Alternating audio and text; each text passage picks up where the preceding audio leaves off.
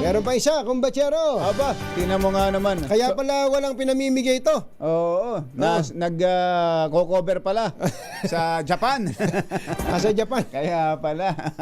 Isang leader ng Japanese syndicate ipinadeport ng immigration Radyo Patrol RH6 Sherwin Alfaro. Go, go, go! Anthony, sinilbi Kaya pala, Sherwin. Namimiss ka namin, ha? Namimiss ka namin, ha? Kanina, ha? Ikaw, ha?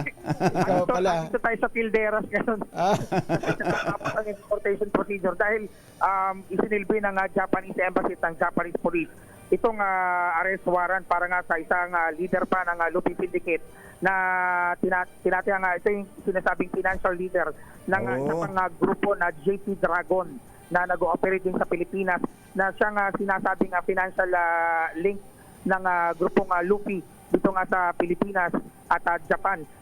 Sinilbi ng Japanese Police kay Koyoma Tomahiro ang kanyang arrest warrant ng ito turnover nga ng Bureau of Immigration sa kanyang deportasyon ngayong araw.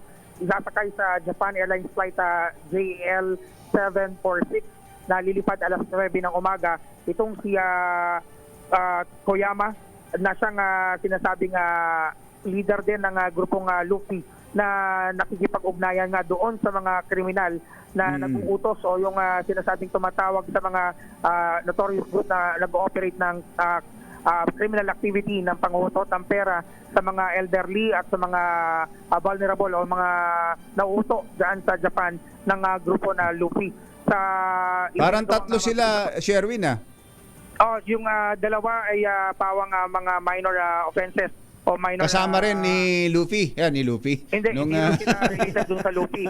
Ang related lang sa Luffy yung isa na naka-itim na hood na naka-shade na kulay gold. At sinasabi nga ito yung financial link ng grupong JP Dragon at ng Lupi Syndicate.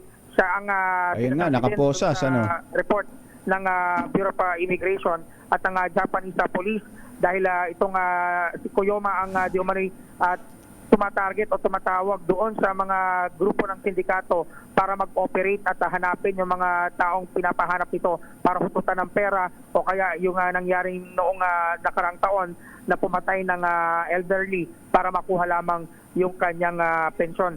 Sa ngayon ay isinagawa ng turnover ng Bureau of Immigration at ng Japanese Police at Japanese Embassy dito nga sa lounge ng NAIA Terminal 1 kung saan naghihintay na ito ng kanyang departure ngayong alas 9 ng umaga.